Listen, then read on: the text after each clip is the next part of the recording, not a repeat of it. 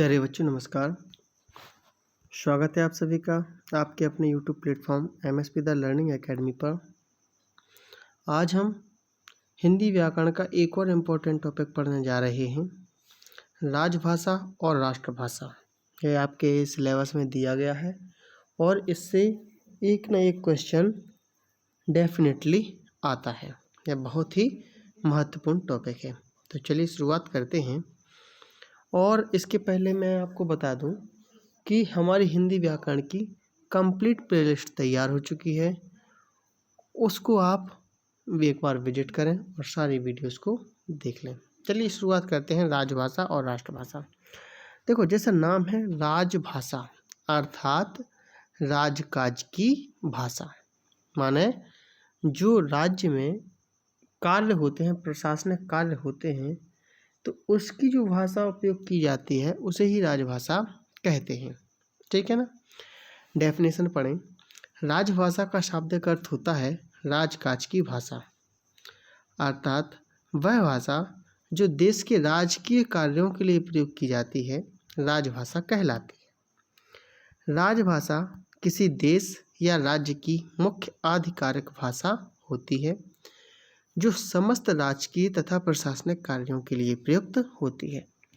मतलब क्या हुआ कि जितने भी प्रशासनिक कार्य होते हैं, ठीक है ना, जब भी ऑफिस वगैरह में जो भी वर्क होते हैं तो उसी भाषा में प्रयोग किए जाते हैं। जैसे हिंदी भाषा है या अंग्रेजी भाषा है, नागालैंड वगैरह में क्या होती है कि सभी राजकीय कार्य अंग्रेजी भाषा में प्रयोग किए जाते हैं। जैसे हमारा मध्य प्रदेश, उत्तर प्रदेश, महाराष्ट्र, राजस्थान, इन सभी में कौन सी भाषा प्रयोग की जाती है? हिंदी। तो वह क्या कहलाती है? वहाँ की भाषा राजभाषा हिंदी होगी। ठीक है ना। तो अब है राष्ट्रभाषा। तो जो भाषा संपूर्ण राष्ट्र में प्रयोग की जाती है या संपूर्ण राष्ट्र का प्रतिनिधित्व करे, उसमें बोले, ठीक है ना, तो वह भाषा क्या कहलाएगी? राष्ट्रभाषा कहलाएगी। डेफिनेशन देखते हैं। राष्ट्रभाषा संपूर्ण राष्ट्र का प्रतिनिधित्व करती है। प्रायः वह आधिकारिक लोगों द्वारा बोली जाती है और समझी जाती है।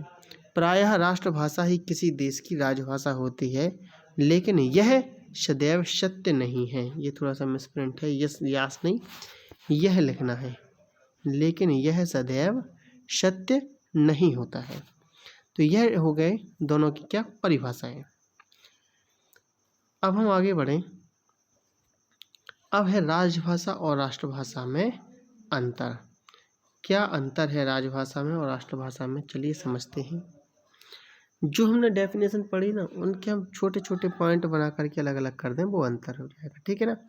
इसको आपको बीच में डिवाइडर की लाइन खींच करके लिखना है। मैंने इसी प्रकार से लिखी, आप चाहें तो ऐसे भी लिख सकते हैं। राजभाषा एक संवैधानिक शब्द है और यह राजकाज की भाषा होती है। राष्ट्रभाषा एक स्वाभाविक तथा जन स्वीकृति से उत्पन्न शब्द है और यह जनता की भाषा होती है। ठीक है ना। तो राजभाषा क्या है? यह राजकाज की भाषा होती है और इससे क्या होती है? यह जनता की भाषा होती है। ठीक है ना। राजभाषा एक संवैधानिक शब्द है और राष्ट्रभाषा एक स्वाभाविक और जन स्वीकृति से उत्पन्न शब्द है। फिर क्या है?